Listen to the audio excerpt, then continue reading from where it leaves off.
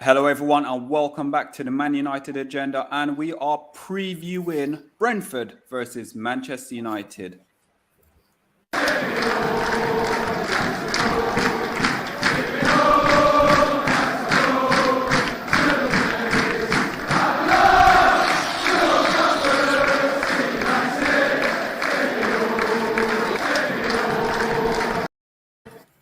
Hello, everyone, and welcome back to the Man United agenda. And guys, yes, we are back and we are here to preview the upcoming game. And as always, we're joined by OMONDI. So how are we doing?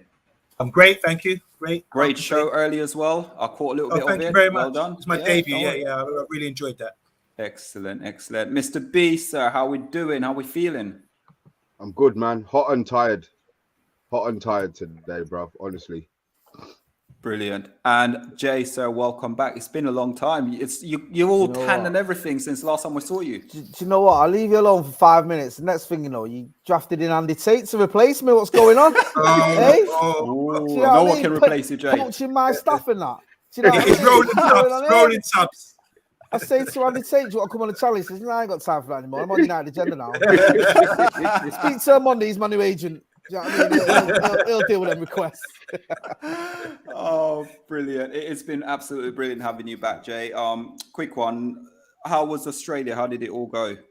Australia and Thailand and Norway. I was fortunate enough to get to those countries. And all I'll say is big thanks to everyone I met up with. Great to see so many, United fans, global. We are a global fan base.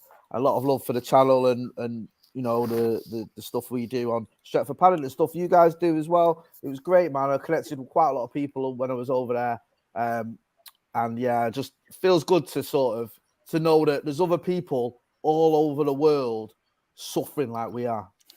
Suffering just as much as we are. Some cases more, because they're getting up at daft o'clock in the morning to watch this nonsense. So yeah, it was good. And I'm very, very grateful and fortunate to be able to do it. Oh, brilliant. And we've been keeping tabs on you anyway. We've been keeping an eye on the show and things like that. It's been really good sort of content you Joe did as well. I do like sort of you and Joe, no disrespect to anyone else, but I do like that combination quite nicely as well. I think it flows really nicely as well with both of you. And I did get to watch you guys do the preview show earlier as well. So, yeah. All right. So you'll be able to pull me up if I change my opinion on certain things. You've got exactly. I'm on to them ones where I do 3 different score predictions on 3 different channels and I hope one comes in. Do you know what I mean? So I'll try and be consistent then, because you'll get me on that one.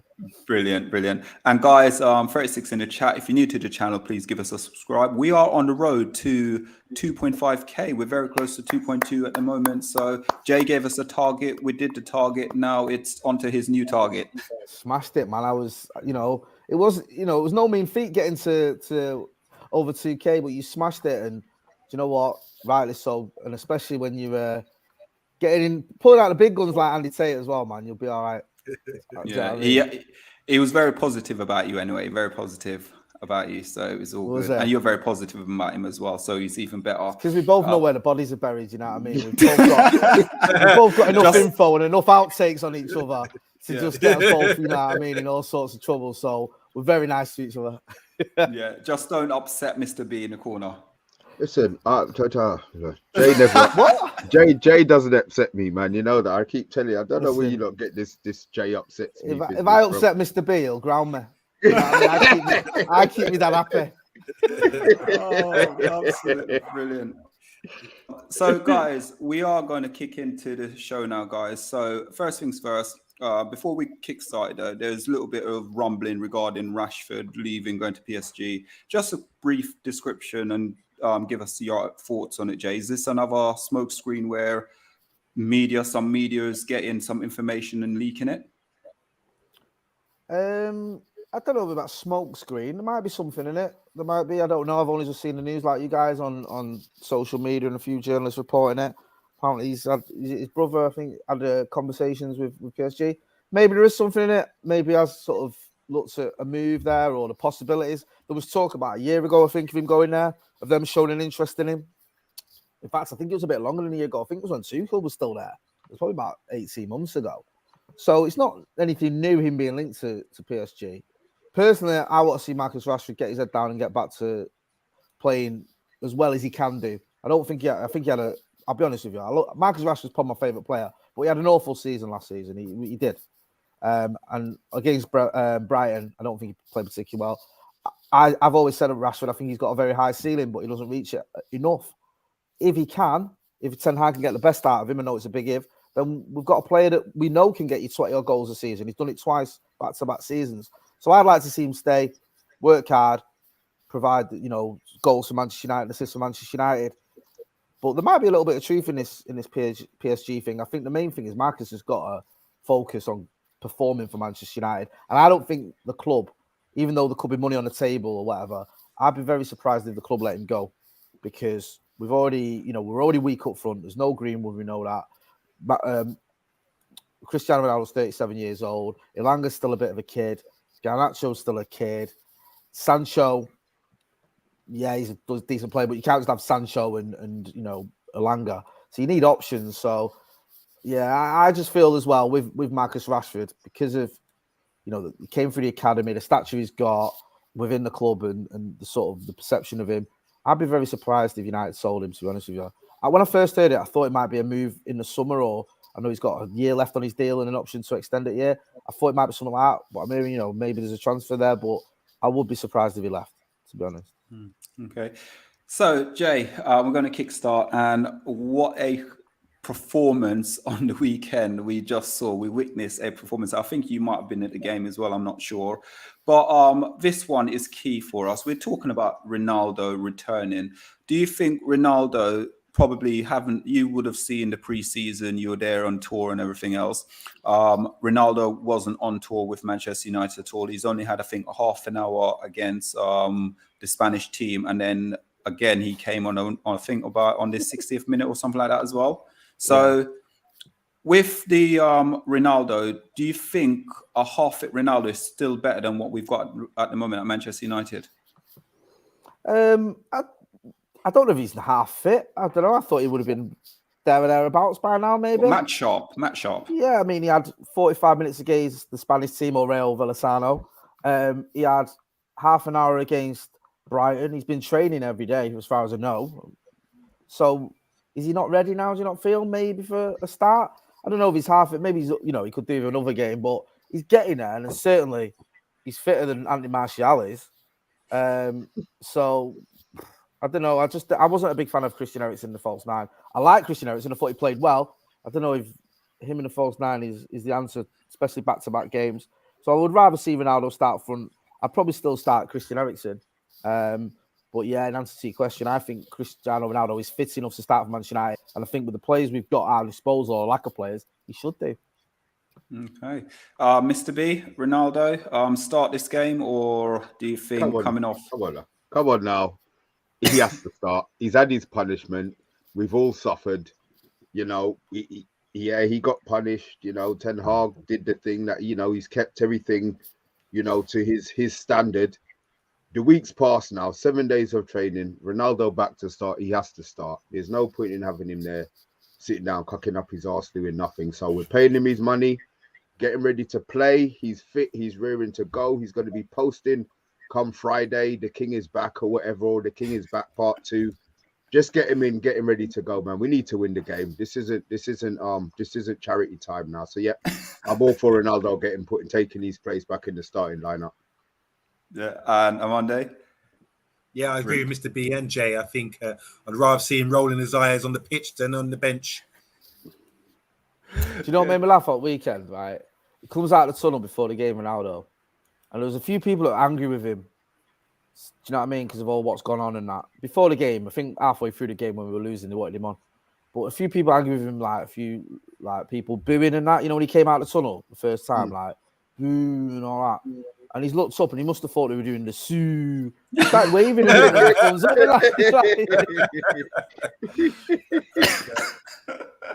Oh, absolutely wicked. So it's like, you know what? This is madness. But I think by the time half-time came around, everyone wanted him on anyway because we're losing. You think, get Ronaldo on the pitch. So people were sort of getting behind him and chanting and all that stuff. So yeah, I think he'll start anyway. Yeah, I think for me as well, I would start Ronaldo. Well, all will be revealed anyway in a minute. My team, it will be revealed. I can't wait. What did you make? What did you make of your boy being a bit deeper on the weekend? I was a bit surprised. Did you? You were know, surprised at that? you know Did the I tell you? problem. Oh, did I tell you? I forgot to tell you. Sorry, I'm interrupting myself and you. No. Sorry, I forgot. Did I tell you? I met him in Melbourne. Did you Boy, tell him Fred. I'm his biggest fan? He doesn't speak English, you know, and I don't. My Portuguese is a bit rusty because I was in the mix zone and he came and he spoke to my friend Andy Mitten, who writes for The Athletic. He did an interview with him, and I was stood with a microphone, and I was like stood next to Andy waiting, and I know the guy was like running the Communications United, and I was like, you know, can I get a word with Fred? And he said to me, he only speaks Portuguese. He said, you can say hello to him and he'll say hello to you and he'll laugh. Do you know what I mean? You have a bit of banter, but unless you speak Portuguese, you ain't gonna get an interview with him because Andy speaks Portuguese. So when he finished his interview, I just shook his hand and said, you know, my boy Solo loves you, and he said, oh, I love him too. In Portuguese. In Portuguese as well. Portuguese, yeah. In Portuguese. Me, amigo, amore, or whatever. Yeah. Now, for me, there's still a lot to go with him playing deeper. I think we've been talking and having discussion about, obviously, Ten Hag must have given him some sort of instruction. He didn't follow instruction, so he's the first person to be pulled off really and truly in that game.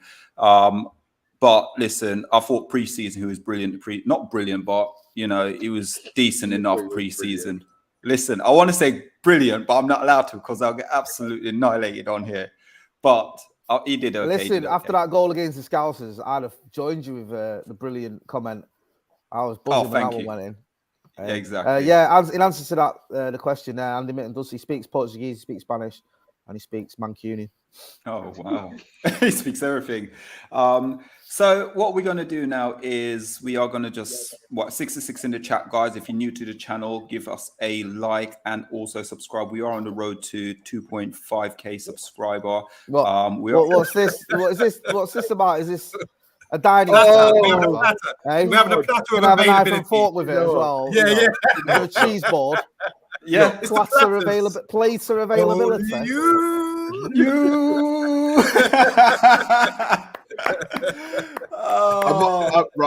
I'm going to take responsibility. Here we go. Responsibility for this. OMONDI asked me for spelling, and I'd spelt both words wrong. I thought I'd only spelt one, so I corrected one. So I'll hold up my hands and I'll take the licks for that one. He'll take it. Sorry, Solo. Yeah. By the way, Jay, Mr. B's got a collection. It's a big collection as well. I think by the end of this season, by Christmas, I think he's taking us all out for a big dinner.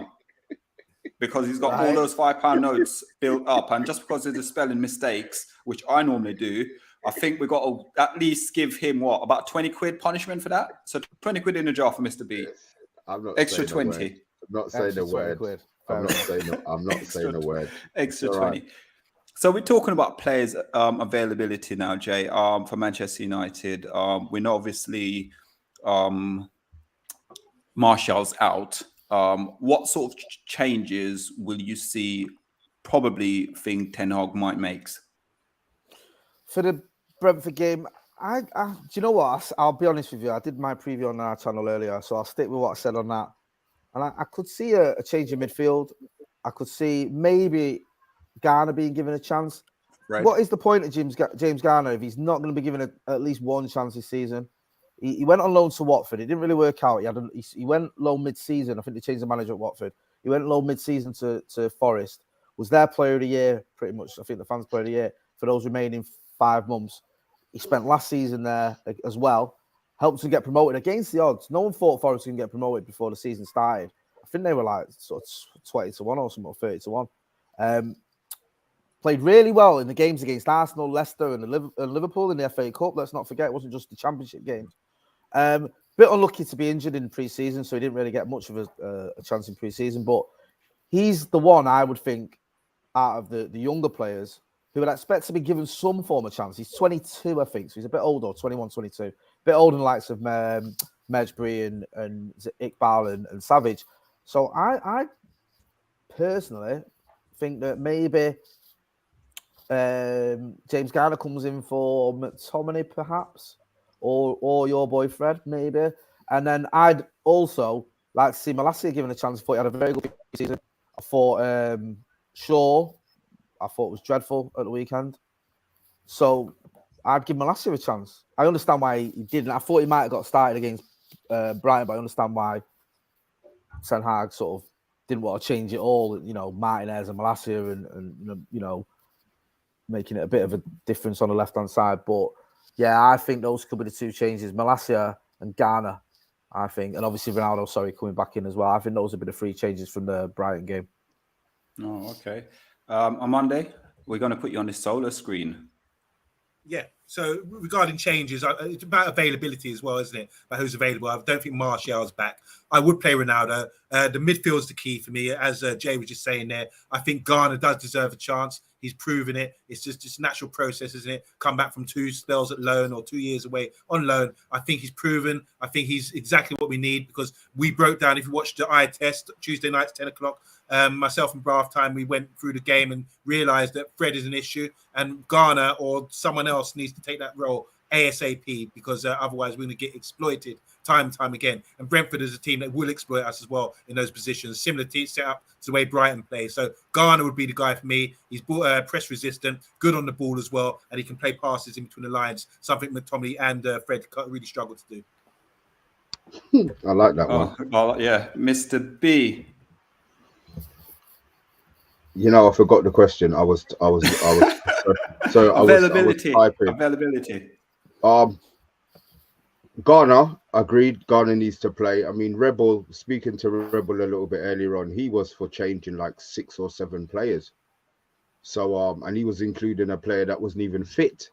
That's how bad he thought that team played. So I'm taking Garner. Yep, I think he should be given a chance.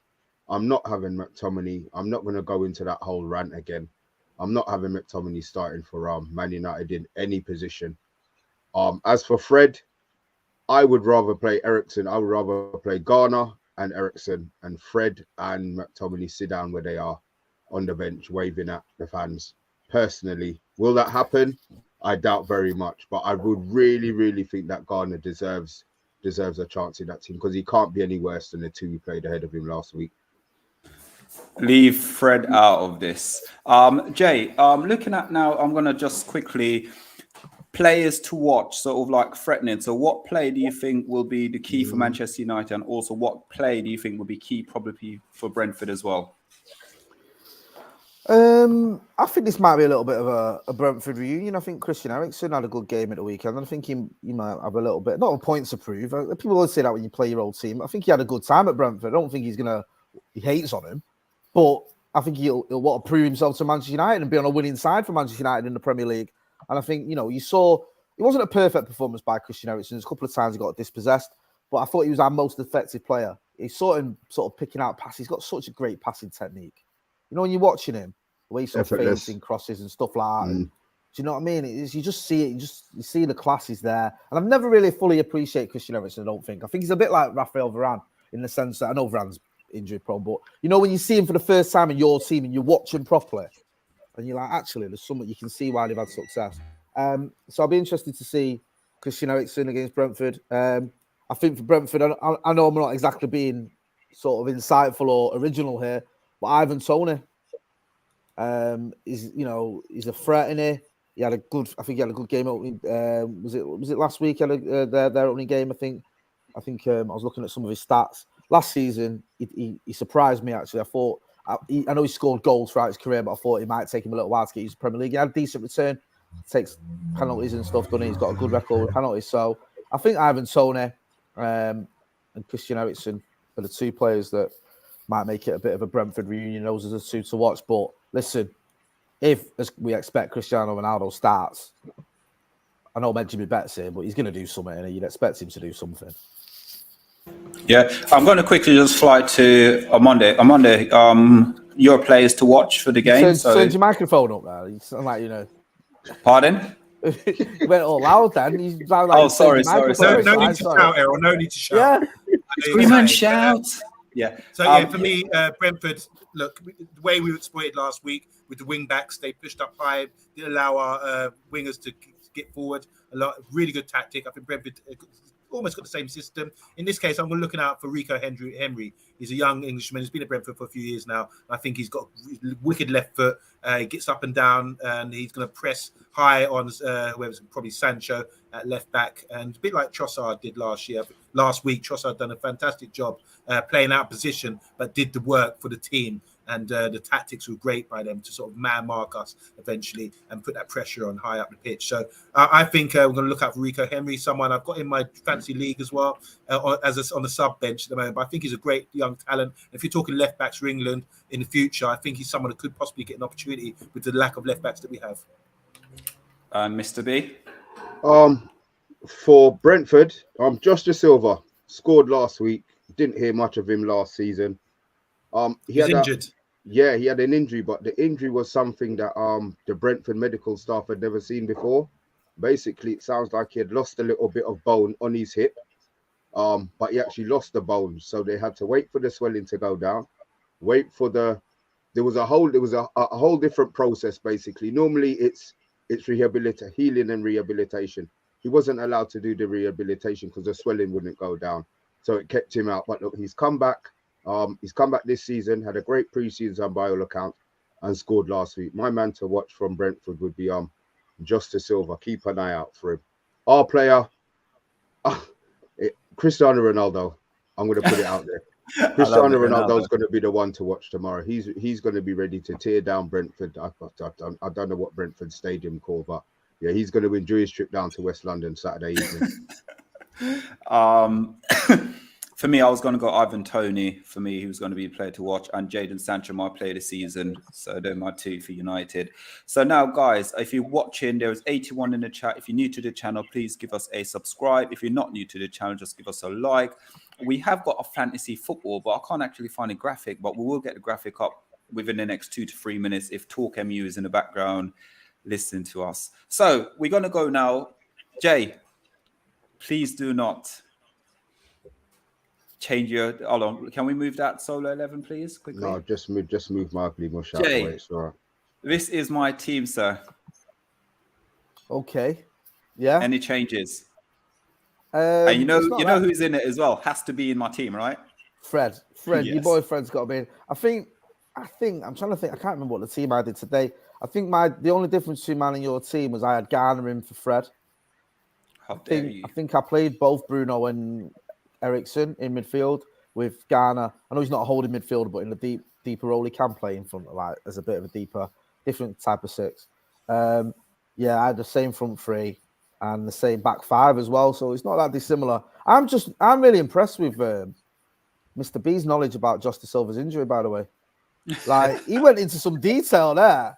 He was like giving us the sort of, they thought it was this injury, and then no, it turned out it wasn't a chip on the bone. His bone's actually gone missing, but they had to wait till the swelling went down, and then they contacted the specialist from America, but he was busy at the time, so they had to leave an answer phone message for him, and then his secretary got back to them a week later, and then he was able to fly over and have a look at it. And I was like, right, this guy knows about Josh Da Silva's injury. Like, what? That was something. Either you know him, you're his mate, or that was some homework. I've never heard anyone explain an injury situation as in depth as you did, Mr. B. I was like, wow. Mr. B's got it. On Monday, any changes at all? Look, it's your second team this season. You've done all right first time around. It's not too bad. I would play McTominay instead of Fred. And Bruno is like getting on my nerves at the moment. I'd play him in a free in midfield rather than him pushing forward. He's cheating up there. Stop getting above the stage. Get back in midfield. Get back in midfield and fill in. Otherwise, we're going to get exploited. Yeah. And Mr. B? I'm not having Varane playing. Do you know what? I just know it. Sorry, yeah. I didn't. Sorry, Mr. B. Go on. That's all right. Yeah, I'm having Martinez over Varane. And I'm not having. Can't take Rolls Royce out of that team. Okay, fine. Well, it's you. This is solo selection. This is mine, and I'm not having Varane over Martinez, and I'm definitely not having Fred starting any game over any midfielder we've got apart from McTominay. So I'll be changing those two. Apart from that, I agree. Yeah, I think you've got it pretty close this week. Thank you. And Jay, let's find out. We're going to go to score prediction, guys. So if you're watching, there's 87 in the chat. Just throw your score prediction, what you believe the score will be at the end. The graphic came up, but it disappeared to do with the fantasy football. Hopefully it comes back up again. So let's go to the score prediction. And Jay, what is your score prediction? We know what Omondi's one is every single week. I'm sure he did one for you the other day as well, didn't he? Yeah, he did, man. He's always good stuff on the score predictions, Monday. I appreciate that. I for the first time on the channel today that I can remember, I went for a United loss on Stretford Paddock. I did. Oh, shit. I know, man. I think I hope I'm wrong.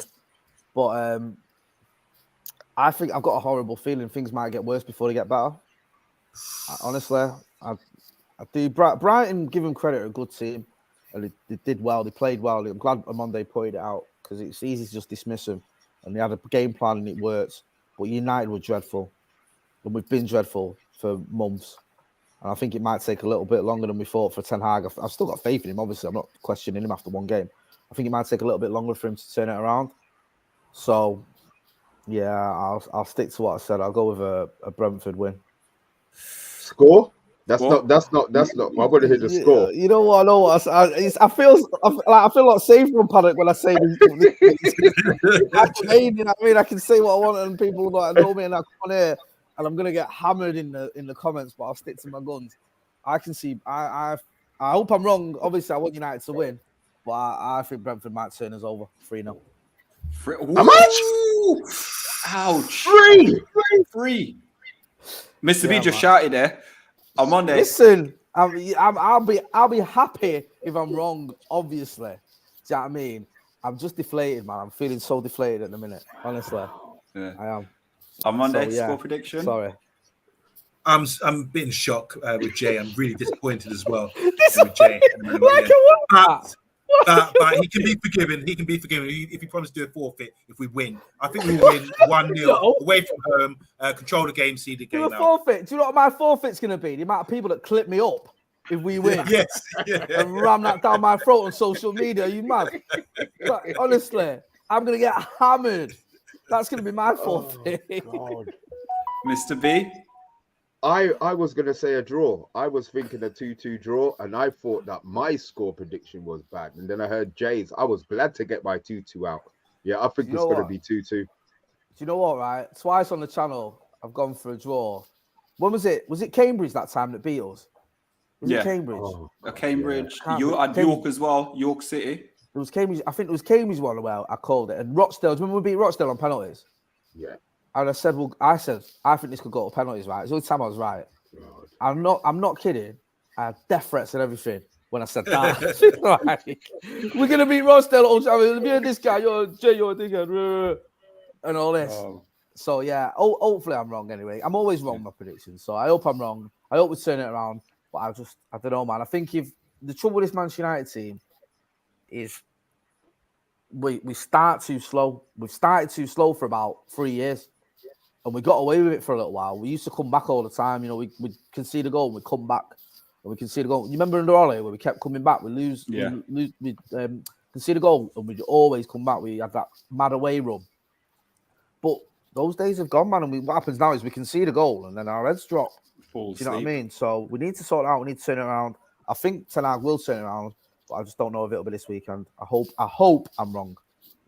Okay, so guys, I'm going to go be positive and go 2-1 Manchester United. Bruno Fernandes to get one and my boy Sancho to get another. So I would love to say Fred, but I don't think Fred's going to score this weekend. So I'm going to go United 2-1. Guys, if you are new to the channel and you have not yet joined the Man United Agenda Fantasy Football League, screen grab this. And the code is 1C7LY. No. 1CZ. LY1. Screen grab it, guys. And what will happen is the person who finished bottom of the host will have to do a forfeit. So far, the person who probably did really well last season was Mr. B. He's bottom at the moment compared to all the hosts. So it seems that Mr. B will be doing a forfeit at the moment. Even Talk and Omonde first time round is doing better than him. Now, do you know? Sorry, someone in the chat saying we beat Cambridge 1-0 Rojo winner. Now I'm talking about this is a while. 2015, I think it was. We drew Cambridge 0-0. That's what I'm thinking of. Do you remember when we played them at their ground? Falcao started. Oh wow! 2-0. Omondi, this is you and Jay to think because you're the historian. I can't. Yeah, I'm thinking Dion Dublin when he used to play for Cambridge. That's wow. The last time I can recall it. Oh, it's Oxford. Sorry, he played for Oxford, didn't he? One of the two. No, he played for Cambridge. You're right. Oh, was it Cambridge? Yeah, they had a good team. Yeah. Well, I was at a thing in Norway. Luke Chadwick was at this Q&A. Was that? And he was saying he was a Cambridge lad, and he said that when he made his debut for United, it was against Villa, and I think he played against Dion Dublin, and he was like, oh, "It's my hero, Dion Dublin," because he was a Cambridge fan. Do you know what I mean? So yeah, definitely. But listen, I don't want to be negative for the sake of being negative. I'm usually positive vibes. I usually, overconfident in many cases. I just feel this is a bit of a long call. It's gonna be a long call for Eric Ten Hag, but like I said, I hope I'm wrong. Jay, I'm putting you on big screen anyway. I'm putting you on big screen because we got to find out because you're going to do a show next. So just tell us where everyone can find you. Yeah, listen, you should know by now. You find me on Stretford Paddock. The main thing is if you're watching and you come over, because I always put links on my Twitter and on the community post on Paddock for these guys. Just reach 2,200 subscribers. Give them a subscribe. Yeah, love coming on here. We always have a good laugh. Do you know what I mean? Honestly, Solo has got his own vocabulary. OMONDI absolutely loves Eric Bailly more than I love my children. And Mr. B, what can I say, man? Where would I be without my dad? So it's all love. It's all love. So you got to come and check this channel out and make sure you subscribe. Brilliant. Remember, guys, just quick one. Screen grab this. If you get a second to screen grab it. There's about 147 people so far in the Fantasy League. Jay, have you joined it yet? No, I will do though. Have you sent me the code? I sent it to you. Put it on the screen, didn't you? Sorry. Yeah, it's there, but I've sent it to you as well. I had a decent week last week. I did okay because I'm terrible at fantasy football. Yeah. Honestly, I'm awful. I get emotional. I don't have players because I don't like them. I won't like, so I don't like putting Liverpool and City players in my team, which hurts me. Yeah, it does. So I've had to stop that this season. Be a little bit more objective about it all. This isn't real, you know what I mean? It's not real life. And I did all right the first week. I'm mid-table in our league, which is good for me. I usually struggle near the bottom. So mid-table security so far, which is hopefully, what United can achieve this season.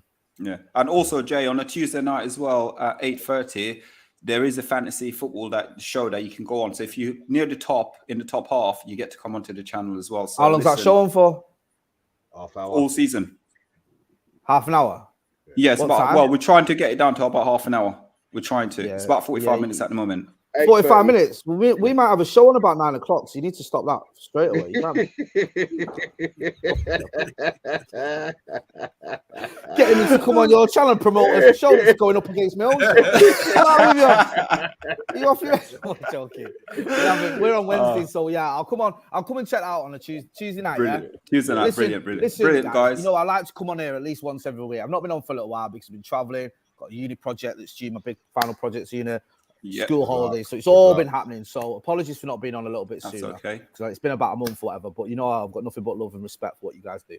Brilliant. Thank you so much, Jay. But listen, guys, I'm Solo, OMONDI, Mr. B, and Jay. Guys, thank you all. And we apologize. We could not read all the comments out, but it was a short show tonight. So, guys, from us, good night.